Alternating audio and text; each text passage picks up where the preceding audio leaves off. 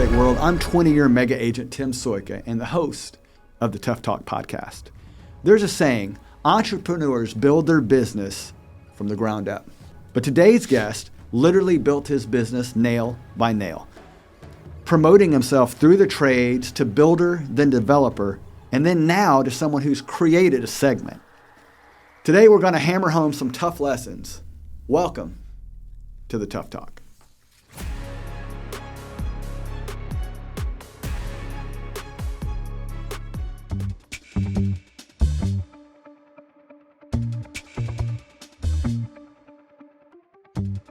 The Tough Talk is so excited to bring on our first sponsor, the Weames Insurance Group. The Weames Insurance Group is one of the top independent insurance companies in the country, featuring hundreds of providers.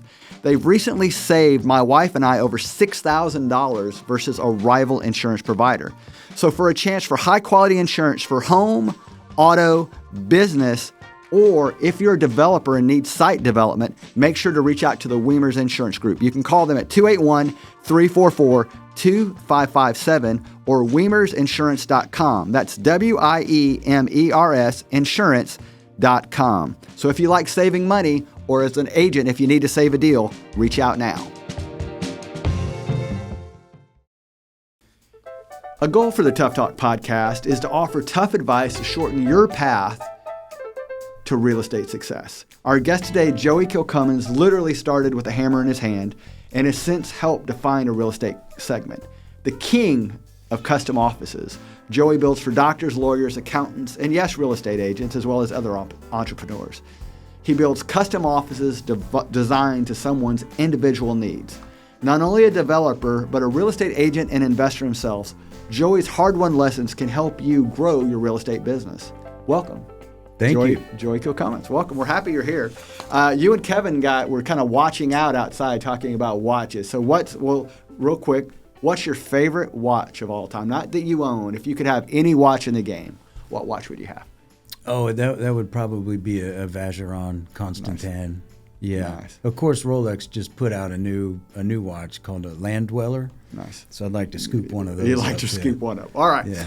All right. So talk about your path into real estate. You had a pretty non-traditional path into real estate. Yeah. Yeah. It was. Yeah. I think everybody in this industry takes a little bit different. No one comes here on purpose, it seems like. Right. Yeah. You're always kind of end up that way. Right. But for me, it was a weird path. I really, honestly, never started out in construction thinking that I want to be where I'm. There was no real vision to where I am now. It was just, let's just kind of. So when we say you started with hammer in hand, tell us about your first couple of jobs. Yeah, I mean, I literally started out in construction as a laborer, and I was a common laborer, and I worked on a bunch of different crews. Once I knew that, I've always liked to build. Right. When I was a kid, I had erector sets and Legos and all that stuff. You were fixing your own motorcycles, I was fixing my own dirt bikes in the garage when I was a kid, fixing the lawnmower, so right. I always had that in me. Right. But I wanted to learn how to build houses, so I had an opportunity to go out to Las Vegas, learn to build them from the ground up. In fact, I literally was a laborer on concrete crews, framing crews, roofing crews. It was a unique business because rather than subcontracting all that work out, that construction company did everything in-house. Oh, wow. So I actually got a ton of experience in a bunch of different things. So now millwork, trim work, all that stuff. Everybody brings in their own different roofers, different millwork guys, different painters. You guys did everything? We did everything. Wow. Yeah. And I would say, having seen both sides and worked both sides, it's much better to subcontract. I mean, it just takes the load off of you as a business owner. But yeah, I started at the bottom, and one day I just remember seeing the superintendents come pulling up to the job site in a nice truck. They get out with a set of plans, and they got nice boots on. Right. They talk to the crew leaders for a little bit. They roll the plans up, get back in the AC truck, and they're on to the next job site. And I'm like, yeah, I want to be that guy. You want to be the guy in the nice truck. So what was your dream truck at the time? Probably, I think at the time that was the Chevy Stepside that came out. Oh yeah, I remember that truck. That's an awesome truck. Yeah. Oh man. Yeah, that was sharp. Somebody owns a Dodge Power Wagon. That's not too bad either, I'll just say. Yeah, no, I do like that one. That's a nice truck. All right, so the superintendent, that was the first guy you saw. You're like, I want to be that guy. Sure. How long did that take? About 4 or 5 years. Okay. But once I got to that level, it kind of happened quickly after that. Okay. But like I said, I was never like a A to Z kind of guy. I was just like a A to B to B to C, and that was the path I was taking. But yeah, once I got my first superintendent job, it was kind of the same thing. It's like, okay, well, this is great. This is fun. I've really honed in on how to do my scheduling and staying under budget and dealing with, contractors and that kind of thing. What's the next step? Okay. And which was? Like a general manager over construction type of deal. Okay. But for me, it wasn't really about like chasing money or anything like that. It was just trying to get my family to higher ground. Okay. And I knew that, the next step up would do that. Okay. So that's what I did. And then in 2005, I got an opportunity to get out of residential and get into commercial. Okay. So I kind of stepped down when I got into commercial because I didn't know any of the codes. All the codes were different. Okay. I didn't know how to develop land. So that's a pretty big risk. Yeah, I knew nothing about any of it. So I knew the basics of the construction, right? But these were just different structures with like I said, a bunch of different codes and different entities that are involved in that kind of stuff. So I took a little bit of a step backwards, but I did the same thing. I was like, you know what? I need to get up here, and I know I can do it. So I sat up a lot of nights reading commercial style blueprints just to familiarize myself with me. Because the guy that hired me, he knew I was a residential background. Right. But he also knew I was hungry. So he handed me a set of blueprints the day he hired me, and he's like, we're building this building. We need to pour the slab next week. Here you go. Go. Right. And I was like, oh no. Yeah. So it's funny so we just hired a right person. So we just hired a young lady in marketing, and you hired the right person because all the things you think it's going to take a year to train him to do, like a weekend, they're like, okay, I've got all that. Mm-hmm. What else can you give me? Right. We just hired this young lady named Lindsay. I'll give her a shout out. She's absolutely amazing. You'll end up working with her. Incredible. And when we hired her, it's like she just took so much off of me right away. You're like, this is a person I am going to make a lot of money for. I want to make that young lady a lot of money. And so when your partner hired you at the time, you just took over and ran. And I tell people, if you want to make money, the best way is make somebody else a lot of money. Mm-hmm.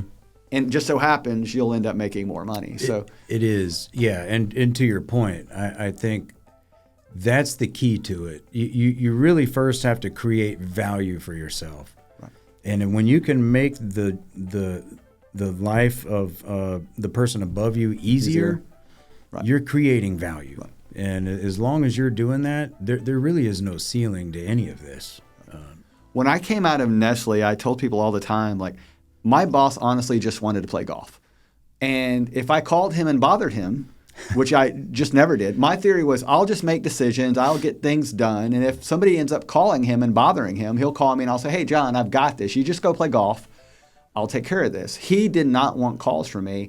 And I think that's one thing that's kind of defined who you are. You've always been the guy that you want to solve the problem yourself. You're not going to call your boss to solve a problem for you. You want to take it on and solve it for yourself.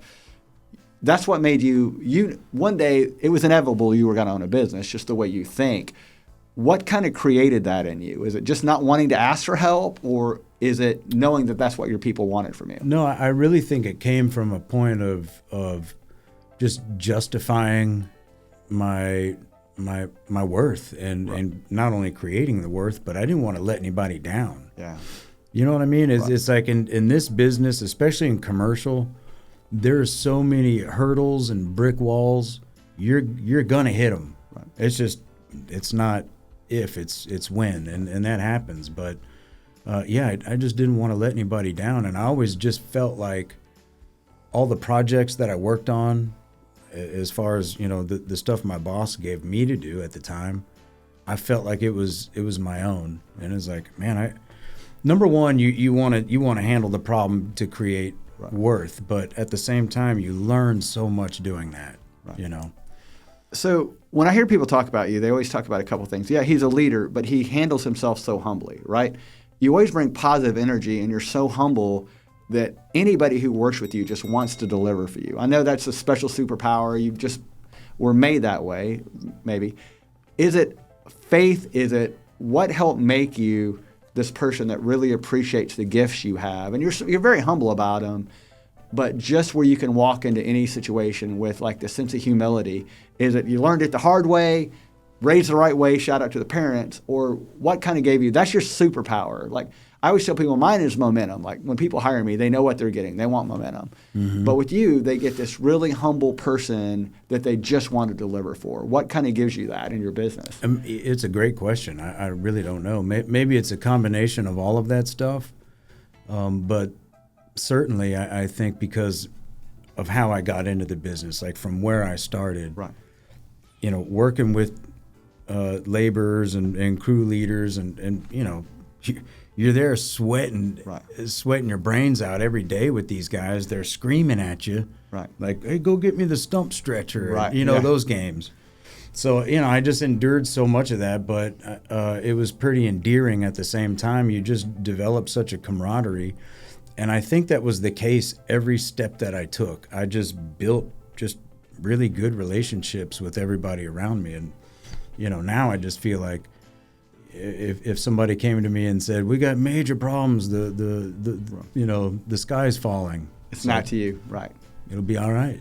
We'll figure it out. So I had a buddy, so he grew up in another country, and he literally grew up with his own maid. When I say his own maid, I don't mean the household had a maid.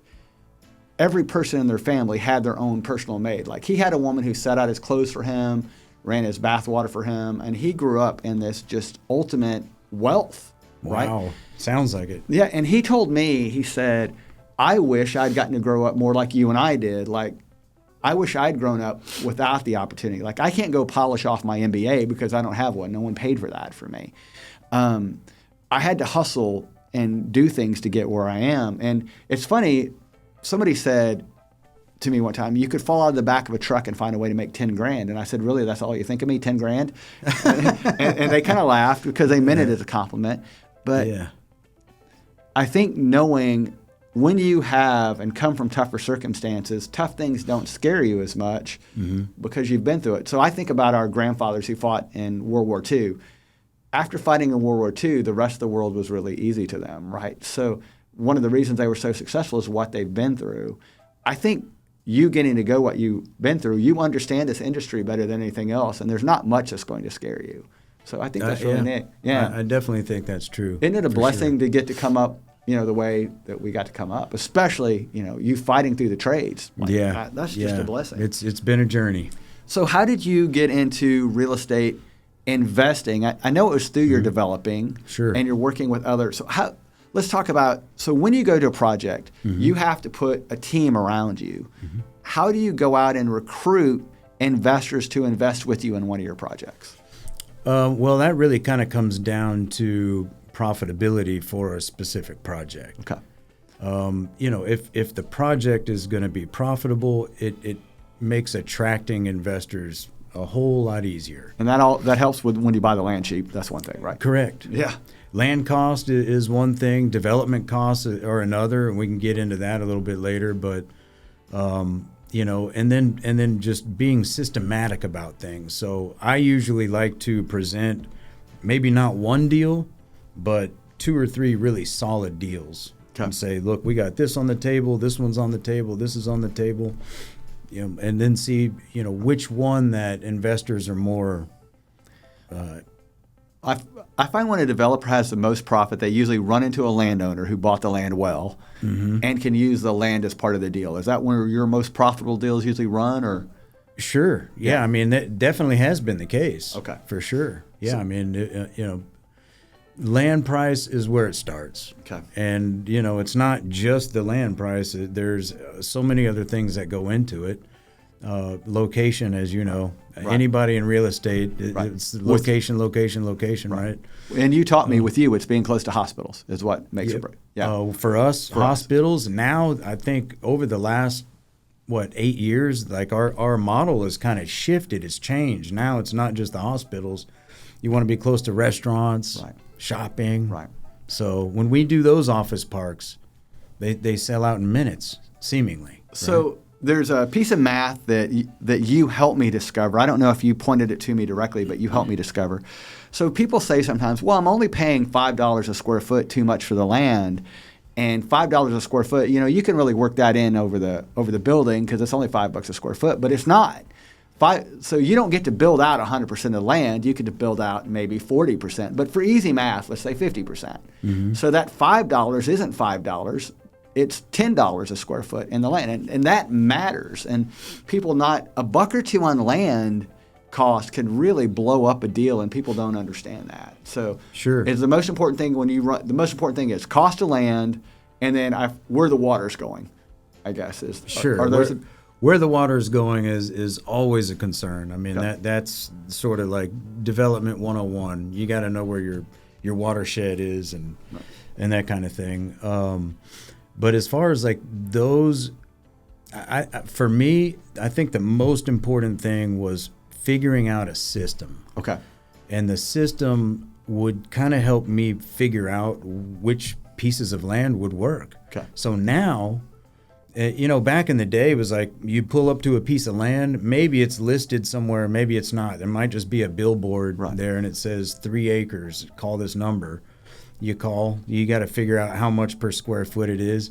Then figuring out what your development costs were really kind of hard. Right. And then how many square feet of office buildings can I get on there? So what I did, I just I was like, this is too hard. We're making this way too hard. So I came up with a system where I literally can pull up in my truck next to a piece of land. If I know how many acres it is, I can do like 30-second calculation. I know exactly how many square feet of office I can get in there, how much paving I'm going to need to keep up with the parking ratios, and what my profit's going to be. So, and you know that within seconds. Within seconds. 40% is a pretty good rough estimate of about what you can build on a piece of land, right? 40%, 35. Well, with the office condos, you're probably going to be around 35. Okay. But like with what I specialize in, the freestanding individual buildings, you're more like about 27. Wow. Yeah, 27, 28. But there's a lot of advantages to what you do. That. Yeah, but think about it though. If you only take up 27%, $3 a square foot. If you pay that too much on a piece of land, that's $9. Yeah. So exactly. Wow. Yeah. Exactly. And so now you've got to be creative to figure out, different development methods with different costs versus traditional methods with traditional costs. What's going to end up being better for the end number, right? I want to brag on you real quick. So pretty early in our relationship, you and I kind of started putting together some spreadsheets and talking about profitability. And I think I was one of the first people to really spend some time with you on spreadsheets. And then 2 months after that, you're like building pivot tables, and you had passed me in the spreadsheet world so far. So I thought I was pretty good at spreadsheets. And 3 to 5 months after that, you have more advanced spreadsheets than anybody I've ever known. So when you say you can build a case for your clients, you really did invest a lot of time into building this math where, hey, client, this is what I can do. And not just pricing buildings, which you can do in your sleep, right?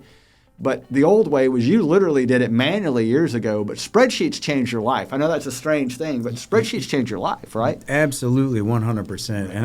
And I really should thank you every time that I see you. And I don't. It slips my mind. But yes, you were the one that taught me. I was so intimidated by Excel. And I showed you how easy it was. What? Yeah, you can move your cursor to all these different little squares. What is it? I did everything like in Microsoft Word. I do nothing in Word now. If I'm taking notes, and it's all in Excel. So he's paying me a little bit of compliment, and I'm not digging for one, but I want to stress I'm in baby land compared to you with what you can do on spreadsheets. So again, it's like, okay, I may have introduced you to it. Like somebody gave their kid food once, but if the kid becomes a chef, that's not the person who gives them food credit, right? The kid became a chef. So I just want to say I've seen oh my God, your spreadsheets are amazing. So I guess for developers, get really good at spreadsheets. I guess that's you do, right. And now that I know how to do it, I can make it easy for my investors too, because sometimes they want to know, well, hey, maybe I don't want to call Joey right now, but I'd be curious to know what our bottom line profit would be on this piece of land. So I can send them just a cover of several layers that's working the math behind that, and they punch in the square footage, how much, per square foot, and they're seeing the bottom line number. A pitch to you could be a $10 million project. It could be a $100 million project. But how many pitches would you say you make? Like I make a whole lot of pitches I don't get, right? And it's not, I tell people, it's not that I'm not a pretty decent salesperson. I think I am. It's just there's some pitches you aren't going to get, right? Yeah. They're just testing out for information. How many pitches do you say you would do for every project you have? Probably we're about 50%. So I might do two and land one. Wow. Yeah. You're a better salesperson than me. Just saying. Well, at the end of the day, it's the money, man. I mean, it really kind of all comes down to that. And I think everybody participating, if you can show them what they can expect out of the deal, and then you prove that you can do that, then going back to that well to get another bucket of water is pretty simple. We've said this already, but the easiest way to make money is just make other people a lot of money. Yes. Right. Yeah. I mean, just people keep me around. If I can make you money, I get to stay around. If I don't make you money on a project, I don't get to stick around. It doesn't matter how much people like me or dislike me. I've had some people who think I'm and maybe a little cocky sometimes, but if I make them money, they'll keep me around. But no matter how humble I am, if I keep losing you money, you're not going to keep me around. It really is. You need to make people money. I mean, unfortunately, that's kind of the bottom line across the industry that we're in, and probably many industries. And you've made a lot of landowners money. I have. They keep you around. They keep you around. Yeah. So let's talk secrets of success. We talked about your spreadsheet, which is amazing, and I think it's a pivot table now, right? It's far pretty much. Yeah. There's a lot of layers to it. Right. Yeah. All right. So let's talk about some secrets of your success in business and in investing. Mm-hmm. I think really the secret to success in business is I'll go back to it again. It's creating systems. Okay. Because really, especially like if you're in real estate and you're just starting out, you don't really know which avenue you're going to go. There's so many different things you could do. You could build strip centers, or just get the leasing contracts. Get the listings, or whatever it is that you're going to do. It's like when you first start out, you're pushing a rock up a hill.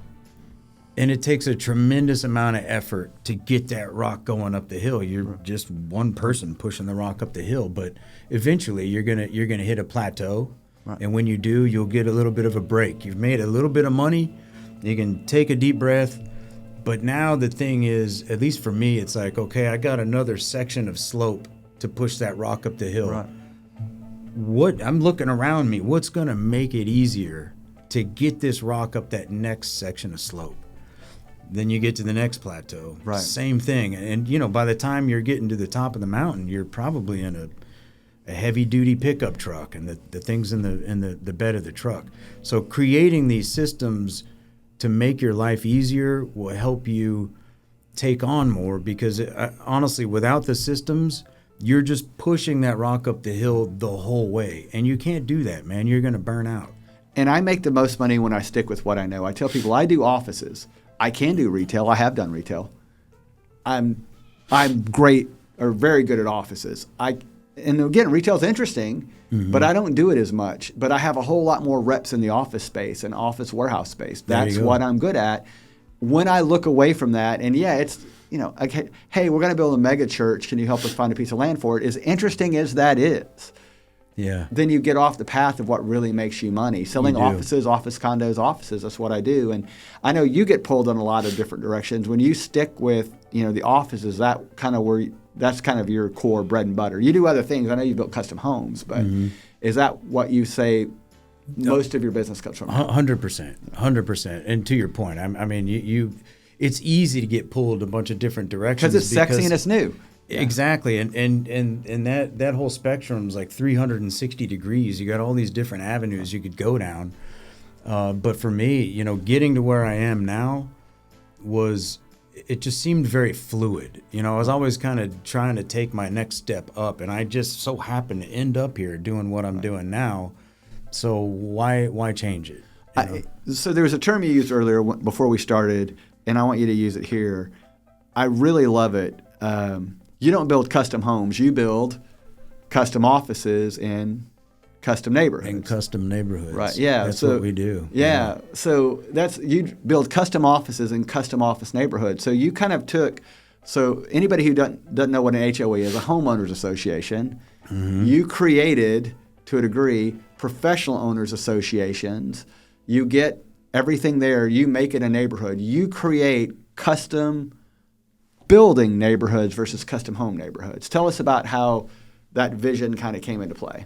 I gotta be honest. Where we are now with it, as far as what the product looks like, was probably had more to do with me. But this whole concept wasn't mine. It was my mentor's, Gary Hennessy. An incredible man. Incredible man. Good Christian godly man. You know, he taught me so much. Right. And I just miss him being around. But it's funny how it happened for him. Was he was a custom home builder. Right. Bought a piece of land off of, I think, Highland Knolls. Yep. Not too far from here. And then he overbought. Like he didn't need all of that land, but he went ahead and bought the tract and started building an office for himself, for his custom home business. So the building's being framed, and I think probably roughed in at the time. A doctor walks in, goes up to the superintendent, says, "Hey, is this thing for sale?" He said, "No, it's not for sale." And he said, "Well, I'd like to talk to the owner." And so he gave him Gary's card. The guy calls Gary, says, "Is that thing for sale?" Gary says, "No, I'm sorry, it's not for sale. That's actually my office." He was like, "Everything's for sale." You know, they had that whole talk. Yeah. In 30 minutes, it was for sale. Right. So Gary sold it, finished building it, and said, "You know what? I have more land than I actually need, so I'm going to go right next door. I'm going to start it again." Right. Same thing happened. Right. On the third one, same thing happened. So, it's like, how many times can God smack you in the head with a right? So I signed my contract to buy an office from you. Yeah. At Gary's office. Yeah. That he owned for all of like a year, and then someone walked in and bought it from him, and then you finally said, "I'm just going to work out of a trailer." Right now, you don't build. Yeah. Do you even try to build offices for yourself anymore, or do you just? I mean, the thought is nice. the thought is nice, right. but at the end of the day, it's like, you know, if you can sell them, do we really need this? I mean, right. you know. Yeah. That's really so. One thing you talked about is putting systems in place, and I had a really strange blessing. So by the time you found me, you talked about you were residential. I had sold like 3,000 houses.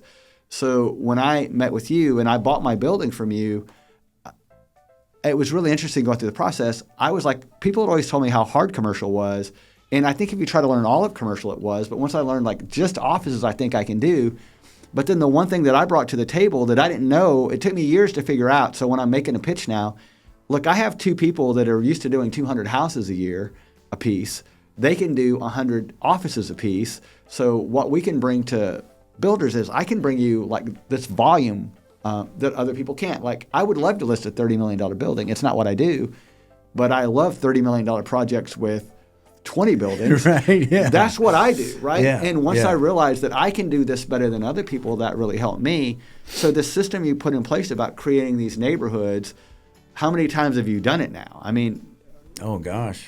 I mean, over and over again? Over and over again since 2005. I mean, that's incredible. I'm under my belt, I'm probably approaching 150 acres of office park development. Nice. Probably 600 so buildings. And I still love the fact that it all started with a hammer in hand. I just love that about you. And I love that when you're walking a building, you know what's going on in that building because you have built that building in your past. You know, I just love that. Yeah. And I don't think anybody else really brings that to the table like you do. I think that's a special gift you give your clients too. You're probably right. Yeah. I don't know many of my peers that are in a similar game as me that started out that same way.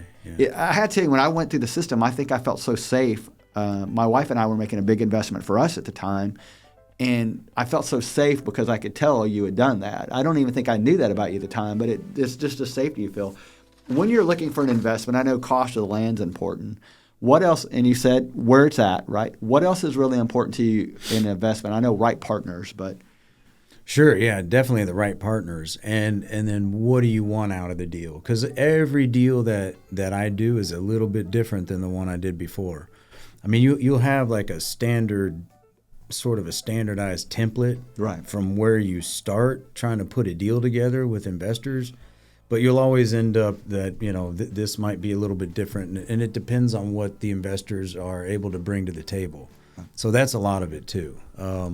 If you've got an investor that's willing to play and they want to dump a bunch of cash into the deal, it's great for you. You just got to reward them for doing that. Right. And so that has to make sense for everybody. So there's a line that I use a lot. There's two ways to get a real estate deal done. One is you have a partner with cash. That's the easiest. The other one is bubble gum, duct tape, and a lot of prayers. And while I have done a lot of those deals, I prefer the first over the second.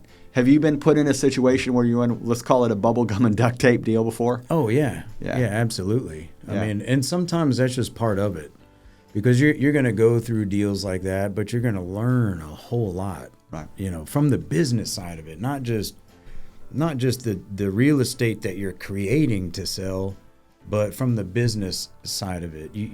What was it? Bubblegum, duct tape, duct tape, and prayer. Yeah, and prayer. Right. Those kind of deals are actually kind of important for you to go through. I mean, it's all experience, right. But those are the kind of things that I think can motivate you to help build a system so that next time you go to a potential investor, it's not just this templated deal that you can offer them. You've already been through that one. Right. So now it's like, well, this guy might not be as strong as the other guy, so let me throw this in there. Let's try to do it this way. I think the fact that I've survived so many bubblegum and duct tape deals get me a lot more deals now. Yes. Right. Yeah. 100%. 100%. I mean, nobody likes going through them, but you're never at a loss. You're always picking up a lot of knowledge. It's like bumper cars. You hit a car, you back up, you hit another car. Those deals are worse. That's exactly what it's like. It does feel like, bam, oh, the deal's dead. No, I'm going to back up. Bam, the deal's dead. Yeah, so. Exactly. It's like imagine walking out of your house to go to work every day, and every 10th step you take, somebody's coming around a tree and punching you in the stomach. Or again, zombie. There is another zombie. There's something else I thought was dead. Right. I got to make this deal alive again. The real estate zombies, the ones you have to keep bringing to life. All right, so we're going to talk about your success team, the people around you who have made you successful. I know your wife and daughters bet on you. Like, it was risky to leave what you were doing and go to commercial and go out on your own and start your own business. So I know Jen, who's incredible, bet on you early, and I know your daughters bet on you. So talk about that first, and then we'll talk about the other members of your success team, knowing you had your women behind you. Yes, and that's true. It's so important. My wife was very supportive. Yeah. I mean, look, I was at a point where my boss at the time, I was president of his company. Yeah. And he came to me. He said, Joy, I hate to tell you this, but it's kind of bittersweet. And I'm like, okay. He said, I got to retire, and I'm done. When we finish out this project, I'm done. I remember that project. I was like, okay, all right. Well, I didn't know what I was going to do, man. I thought what I probably would do is just go find a job with another company and just bring everything that I've learned up to that point to go pick up and do it with somebody else. And then I thought, well, I can probably do this on my own. I just don't really know. But my wife, she was like, you got this. Yeah. You got. I think this is what you need to do. I just feel it. You got to do this. Right. So I really took my wife's advice and. Right. And then you got Ellis and some other people behind you early on. I did. You had some people really bet on you. Totally. And I think that was, again, it was kind of a result of me getting to know them, I guess, over some years. Right. And even though I wasn't the owner of the company at the time, I was able to. You took ownership. And I created value. They saw the value in me. They saw it. And in fact, the first deal that I did on my own, I went to Ellis and he stated that. He was like, I could see it in you. So yeah, we're definitely going to give you a shot. Oh, that's I awesome. got my first shot and it went well. Yeah, and again, made a money, you get to make a money again. So, David Weames was in here earlier. I know he saved. Oh, was he? Yeah, I know he Oh, saved. yeah. And he loves that he got to work with you and gets to work with you. Guys like him save you money. Great insurance agent saves you money. You've got people around you who look out for you too. Nidra, Nancy, David. You have some great people around you that just look out for you and look out for your interest. And I think they just bet on you and believe in you. And that, again, that's got to be the best feeling in the world to have those people around you. So. And you're part of that. You and your whole team Thanks. are a big part of that. So yeah, it's so I'll add to creating systems. I'll add build a good team. Right. Build a good team. How many doctors have you had come back to you? Not doctors, people have you had come back to you? David, I know, has bought 2 buildings from you. How many people have you come back to you and bought second buildings now? There is getting too many to count. Yeah. No. I think their experience with us and our team and you and your team has been very, very positive, and the value that we've created for them. Why wouldn't they? And some businesses just outgrow the building that they're in. It happens all the time. It's a great problem to have. It is. And when someone comes back to you, it's like going back to a dinner the second night. And wait, I'm going to share a great restaurant story. You ready? Okay. So when I was in Atlanta, there's this restaurant I went to, and it took forever. It was like an hour and a half to get in. Okay, and they treated you like dog crap. It was the worst experience. Wait for it. The worst experience. Like the waiter was rude, the guy who let you in, everybody was rude, but you sat down and it was the best meal I'd ever eaten in my life. Incredible. But I'm like, I'm never eating again. They were rude to me, right? Yeah. But then, man, the food was really good. Maybe it was just a bad night. So you went back to them a second night. They put you through hell. It was terrible. Hour and a half wait. Again, the maitre d' treated you badly. The waiter wasn't that particularly nice. But again, the food was amazing, like the best food I've had in my whole life. So you're like, okay, I'm going to give them one more chance. But after that, when I went back the third time, they recognized me, and it's like I passed some kind of hazing. And they're like, hey, free appetizer for you. And after that, we're going to take you back to the kitchen and a free dessert for you. And it was this amazing experience, but I had to pass some kind of hazing, right? Yeah. Wouldn't it be better if I didn't have to go through that hazing? And Right. that's one thing you've really had with your clients, like, you really have this time where you connect with them. If they need to talk to you and feel that comfort, sometimes, so I walked a house. I haven't walked a house with a buyer in a while. I have team members who do that, right? But this buyer needed me to walk the house with them. There you go. Yeah. And Tuesdays are my worst day. And then today we're recording a podcast, but that buyer needed me there this morning. And just knowing that you're there for people is the most important thing. There was one thing you get really right. I tell people all the time, we talked about this in another podcast, if there's good news to be delivered, my team can do it. If there's bad news, I'll do it. Mm-hmm. I've seen you've had to give me bad news before. It's a tough day, but you're great at doing that with people. You step up and deliver bad news. Is that something that came naturally, or did you have to learn to do that? I think it was just probably picked up through management and leadership over the years. But I could say the same for you. I mean, you've had to give me bad news too, man. And I can hear it in your voice when you call me, Joey Tim, and I'm like, oh man, what now? What happened? What happened? Yeah, I hate making that call. No. All right, so this is a segment where you talk about state of the market. Mm-hmm. Okay. You have a very interesting segment, and it goes up and down, right? Doctors are either buying offices or they're not. And a large part of your business is still doctors. So how the medical field is doing, that drives us, right? Or drives you.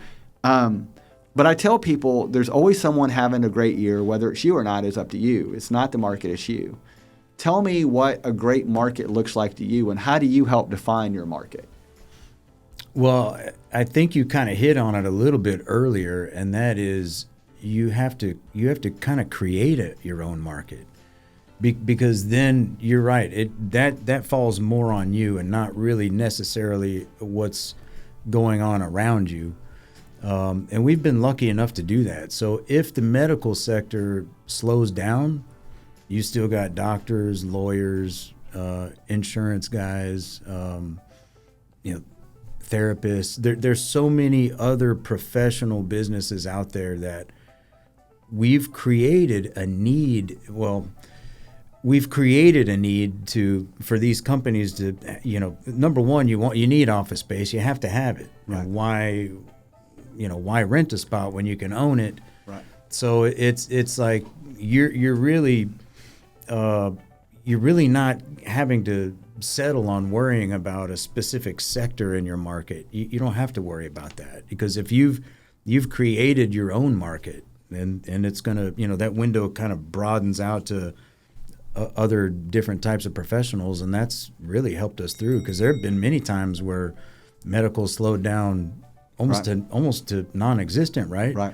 But we're still selling out our office parks when that happens, and I think it's just that you're giving somebody something. Right.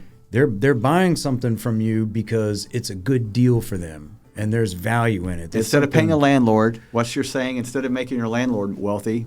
Yeah, make yourself wealthy. Why be your own landlord? Right. And that's what I think people are seeing us do over the course of the last couple of decades. And then when they see the architecture, how that's shifted. Yeah. The architecture a while back was pretty stripped down, vanilla type stuff, Right. but that was more about affordability. Right. Now with People want hot looking offices. They do, man. Yeah. And it has changed drastically. Your and buildings I are think, sexy. I mean, they're gorgeous buildings. Yeah. Thank you. And they've gotten that way just over the last couple of office parks. We've kind of got this whole new thing going on, and I think that's a lot of why people keep coming back to us, because they're not really interested in that, more plain stripped down type of office. Like now, not only do they get to design it themselves from the ground up, they get to own and operate inside that thing. They have our newer buildings get more valuable much quicker. Much quicker. So I think the reflexologist, we want to give credit. The reflexologist was one of the first to kind of go transitional. My wife was one of the first to go modern. Mm-hmm. And you do some really modern, cool buildings. You can still do Mediterranean and traditional. You've designed some barns that are offices that are really cool. But the hot thing right now does seem to be kind of that modern, cool, hip look for you, right? It is, absolutely. Yeah. The clean, sharp lines and high ceilings. High ceilings, almost industrial type clean line architecture on the inside, polished floors, and I mean, just, the look has drastically changed. The colors even. Right. You look at the color schemes back 10 years ago. All browns. Yeah. Right. The UPS color scheme, what can brown do for you? That's right. So now you're seeing blacks, grays, whites, and with the clean lines, it's sharp looking. So you are a real estate agent. You're a broker, right? I'm a broker, yep. Yep. So you are a broker. You've acted as a real estate agent. You can do your own business, and that's true. But you've also gotten to work with a lot of real estate agents. Mm-hmm. What are some of the biggest mistakes that you see real estate agents make? I think probably the lack of involvement in a particular deal. I think, to me, you have an opportunity to learn something each time that you do a deal, and it's almost frustrating to be dealing with an agent that it's like, let me just get my backlog of listings, and then now I know, I'm looking forward to all these closings. Right. And there's that mentality comes off. I mean, you feel it. Right. I mean, most of the time they don't really know who I am or what I've done. They don't know my history or anything like that. So they're just like really quickly with their pen, or fill this LOI out, and then they're done. That's it. They're done. It's just a mistake if you do that. I think, to me, I get frustrated, because I've gotten to work with you for years, that person that I've been talking to for a year and a half, and then their agent magically shows up and thinks, well, I've magically shown up. Right. I'm their brother-in-law or kid or uncle or whatever. Mm-hmm. I should get paid. And so the two things that are sad, one, they don't learn anything. But two, to me, the really sad thing is they weren't involved in that process. They didn't discover and they didn't learn. Like you said, they learned nothing from the process. And I'm okay sometimes when somebody just shows up if they then get involved in the process and learn from it. But most of them just show up at the closing table. And I think that's they could have learned so much in this process. Right. They could do 10 deals and they do one because they just think about the money. So again, I go back to, I think just worrying about the money. So they signed this $1.5 million, $2 million, $2.5 million contract. And in their head, they're like, I just made $75,000 a year and a half from now. And then that's all they think about. That's it. And then time to get another listing. Right. Let me pick up the phone and get another listing. But if they went to the architecture meeting with their client and just learned that's a really cool process. If they learned about, hey, this project could get shut down for a while, because they could really learn a lot there. Now you've just hit on how you create value for yourself. If you're a real estate agent and you're just getting like into the commercial side, there's probably no better way than to do those things. Go to all the meetings. Go if they're having a building drawn from with an architect, go to a couple of the meetings. You're going to learn so much. Right. And then now all of a sudden you have somebody else that's looking for something specific. Now 20, 30 codes that you didn't know the day before. So. Think of all the agents that you and I have worked with that have done one deal with you that could have done 20. Right. Exactly. That's a great point. I would think about that. So I love this. There's a Clint Eastwood story. There's a lot of great Clint Eastwood stories, but there's my two favorite Clint Eastwood stories. One's for humor and one's for a point.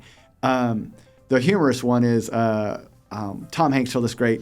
A lot of directors say, hey, take or cut or whatever, and Clint Eastwood will go, well, that's about enough of that, and moves on to the next scene, which I love that he would talk about that. But they asked Clint Eastwood, how did you learn how to direct a movie?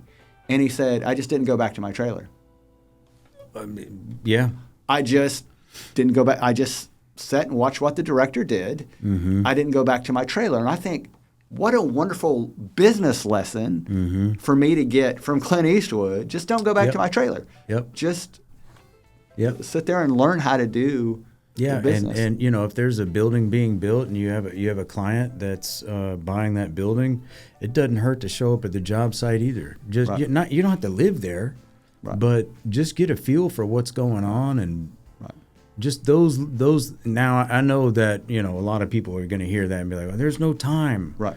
Yeah, there is. Right. Yeah. If you're just trying to build up your listing base and not doing these things, it's the quality over the quantity. Yeah. I had a really tough team leader one time who we call our clients weekly. She said, if you don't have time to call your clients weekly, you don't have time to have that client.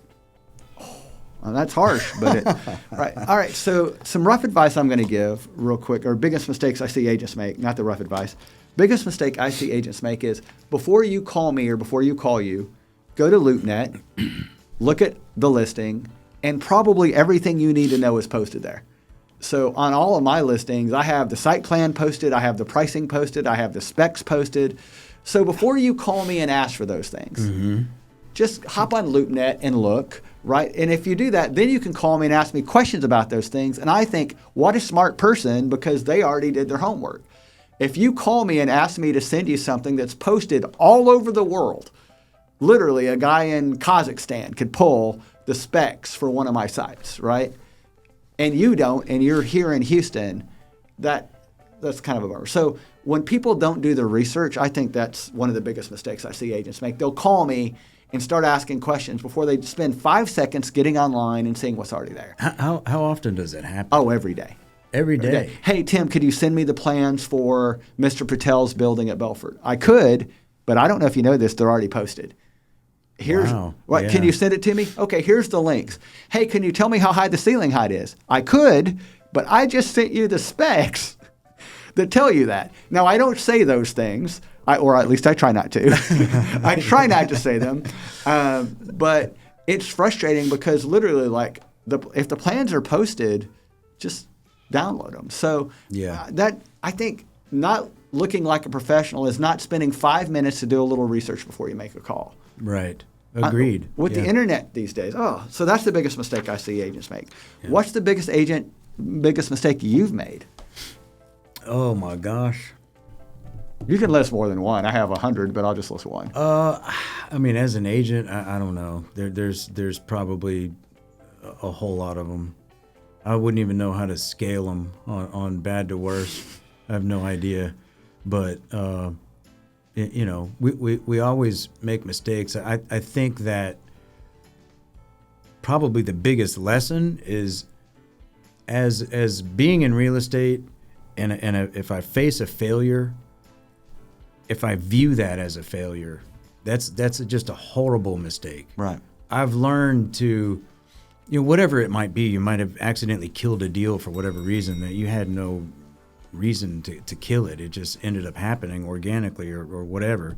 But in every failure, there's just so much that you can learn and mine from.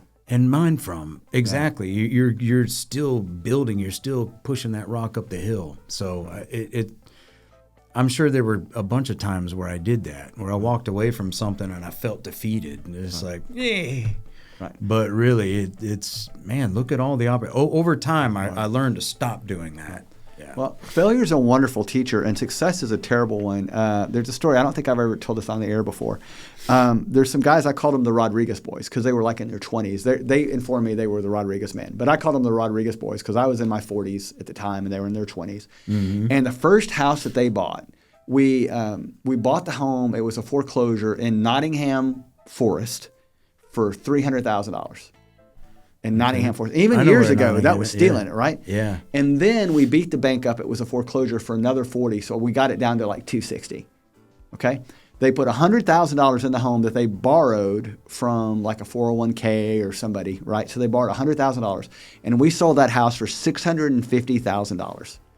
They made $300,000 on the first real estate transaction they ever did. Mm-hmm. And I said, this is the worst thing that could ever happen to you. And they go, why? I'm like, you didn't learn to think from this. You think you're untouchable. Yeah. And so what they did, so we made them money on that deal. Their sister got their real estate license. So who did they use for their next deal? Yeah. Not the guy that made them helped make them $300,000, their sister. And then they lost $100,000 on their next deal. And I'm like, it's the best thing that could have happened for you. Then they wanted to work with me again, and I was too proud at the time. In retrospect, I should have worked with them again. But I was too proud at the time to work with them again because I felt they did me wrong. Right now, it'd be like, okay, I'm past it. And, But I think having a lot of success on your first deal can be one of the worst things that happen, and having a little challenge. Right? Sure. I think it's one of the best things. All right, so this is a problem you and I have had that we haven't talked about. So this is me admitting a mistake I've made for you on air. I don't know if that's a good idea. We've let projects sell out too quickly when we could have taken more price increases. Mm-hmm. Now, it's great to sell out a project, and it's sexy to sell out a project, but I think you and I in the past, and we've gotten better, but in the past, we let projects just sell out so fast, we didn't take price increases as quickly as we could.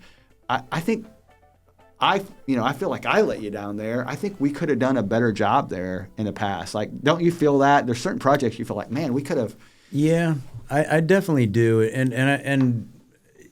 But we learned from it. We learned from it. Right. But I don't necessarily think it was a bad thing in the sense that, what really kind of started driving our business is that people don't know this. A lot of people don't know. A lot of them do, but a lot of people don't. And that is, when you start a business and you need a place to office and you're starting to grow and you're bringing on employees and that kind of thing, even if it's 3 employees, you need a place to office, you can go rent a space somewhere. And that's typically what people do. But for that same amount of what you're paying to rent, you can buy and own. And I think people are shocked to learn that. But that, you kind of want to be able to keep that price in line with that. So it's, I think we left money on the table in several deals, but I don't necessarily. You've made good money too. I'm not saying you didn't, right. I don't necessarily think it was a bad thing because we've helped so many people. Right. Yeah. There you go. Yeah, and we've helped people, and they keep coming back to you. So. They keep coming back, and we have gotten better at taking prices up quicker. We have, but keeping them reasonable at the same time. Yeah, you've always stayed. You're always one of the most competitively priced people out there. I would say there's times I haven't vetted a buyer as well as maybe I should. I would say that's a mistake I've made. Just across my career, there's a lot of times, buyers and sellers even, that you should absolutely vet harder. And it's terrible when you get through the process with someone and find out that they're not who they said they were. That can be pretty tough. All right. So this is the tough talk. All right. So this is the advice you're only going to give 2 glasses of Blanton's in. Wait, what's your favorite bourbon now? Oh, I think right now it would be just a basic Bullet Rye. Right. Really, I'm on to the rye now. Right. My wife bought me Jameson Bow. Oh, really? 18. I'm excited. Yeah. Okay. It's an anniversary gift. So I That's think that's going to nice. be my new first. I've learned over time, like I'm not a Scotch person and I'm not a bourbon person. I'm an Irish whiskey, Tennessee whiskey, maybe Canadian whiskey a little, but I like just the whiskeys more than I like the bourbons and scotches. I don't know why is that. You know, I don't know, but I'm with you on the Scotch. I just can't do it. I'm not a Scotch person. I'm not a Scotch guy, but the bourbon. There's so many good bourbons out now, and the ones particularly from Kentucky. Right. But the ryes I like now, and I didn't really realize I would like the rye more than the bourbon. It's just a little bit less sweet, Right. but it's not like so extreme like your Scotch. Right. I'm excited about the Jameson because it said it has toffee undertones. Oh wow, yeah. I mean, see, I'm down with that. Yeah, That's I'm excited good. about that. All right, so this is the advice you would give 2 glasses of rye in that you might not give 9 to 5 to somebody. Some tougher advice you would give people. Okay. I think that is going to be that you got to learn to take a punch, right? You're going to get hit. You're going to get bruised. You're going to get battered. In real estate, there's just no way around it. It's like a boxer getting into the ring. You're trying to win the fight every day. And they get into the ring knowing and willingly knowing that they're going to get hit as part of the deal. So that's the bad news. You're going to have to toughen up. You've got to do better at everything that you're doing, especially when you just start pushing that rock up the hill. It's not going to feel good all the time. But I'm kind of I like to put a positive spin on everything. Right. So I'm going to do that now. But once you've been in the game, you're starting to build your own systems, you're building networks, you're building a team, and you're learning, you're taking all the positive you can from all the negative situations. Eventually what's going to happen is you're going to have a vehicle to get that rock up the hill. Yep. And that's like I said, when I was starting out, that wasn't my vision. I just happened to end up here, and now I'm looking back on it, going, man, what's the best thing I did? Of course I'm gonna take some bumps and bruises. We all are, and the bigger money you deal with, the more that hurts. Yeah. But as long as you're just cerebral about your approach to it, and take the positive from the negative, you're gonna be fine. Did you watch the Crawford Alvarez fight? I did, yeah.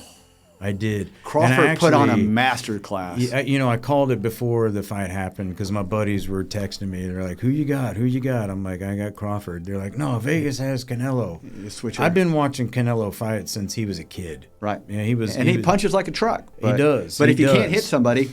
Yeah, and you could see, when he fought Mayweather, right. Way back when, I thought it was way too soon for him to fight Mayweather.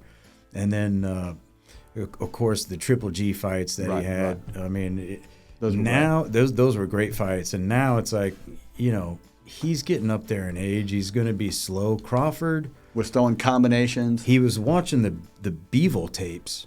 Yeah. You watch the Bevel tapes, and and Crawford's capable of doing that because he's such a great athlete. Right. But yeah, he's untouchable right now. So it's funny. Everything turned for me on that fight. Sorry, quick fight talk. Everything turned for me on that fight when I looked at Crawford had a reach of 75 inches and Canelo had a reach of 70.5. I'm like, 4.5 inches. Yeah. That's a big deal. It's a huge deal, and especially when it showed. And it's a faster reach too. Right. The longer reach is faster than the shorter reach. Right. That's a problem in boxing. All right, so I would say my tough talk is define your limitations before you go into a project. So I've gone into projects before that I didn't understand all the limits of well enough, and I've learned from that, and that's great. But really define your limitations. Understand, this project won't work well for a nail salon. Know those limitations coming in. Lay all those out in advance. Talk about who you don't want in a project as much as who you do want in a project. If you have those limitations up front, it just makes everything easier for the team. I'm not calling you. We're not asking questions. If I know up front we can't take nail salons, that makes everything easier, right? By the way, there are some projects for nail salons. I'm not saying they're not, but there's certain times you need to know your limitations better. And I think I I would tell anybody going into a project, spend time learning what you don't want to do as much as things you do want to do. Mm-hmm. So I think that's a Very good. I like that. Yeah. Yeah. Any other advice you'd give except don't bet on the guy who has a shorter reach and is slower? Bet on yourself. Yeah, bet on yourself. There we Bet go. on yourself. All right, so this is a chance for your guest shout out. So I want you're going to look into your camera right there, and you're going to talk about who should be calling you and why. Why should someone reach out to Joey Kilcommins of the Kilcommins Group, one of the best developers I've ever met? Why should someone reach out to you? Oh, well, thank you for this opportunity. I think, first of all, anyone looking or needing for office space, obviously it's what we do. We create the space. We buy raw land. We handle all the development, and we break it up into tracts and build custom buildings.